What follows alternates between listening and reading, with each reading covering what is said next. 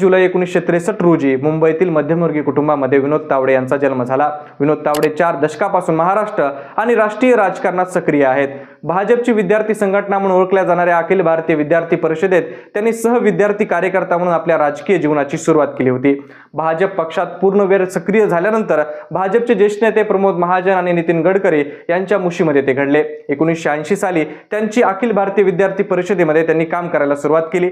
यानंतर 1988 साली ते एबीव्हीपीचे सरचिटणीस बनले। यावेळी त्यांनी अनेक विद्यार्थी आंदोलनामध्ये भाग घेतला। 1994 मध्ये ते भारतीय जनता पार्टीचे पूर्णवेळ कार्यकर्ता बनले आणि वर्षभरातच त्यांची प्रदेश सरचिटणीसपदी नियुक्ती झाली। 4 वर्षांनी म्हणजे 1999 मध्ये ते मुंबई भाजपचे अध्यक्ष बनले।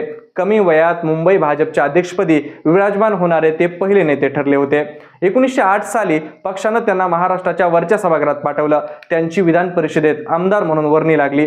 तर 2011 साली ते विधान परिषदेमध्ये विरोधी पक्ष नेते पदावर देखील विराजमान झाले। 2014 मध्ये त्यांना बोरिवली विधानसभा मतदारसंघातून भाजपने तिकीट दिलं आणि त्यांनी विधानसभेत पहिल्यांदा प्रवेश केला। त्यांच्याकडे शालेय शिक्षण व उच्च तंत्र शिक्षण, वैद्यकीय शिक्षण ही खाती सोपवण्यात आली, परंतु एक टर्म आमदार राहिल्यानंतर 2019 मध्येच त्यांचं तिकीट नाकारण्यात आलं।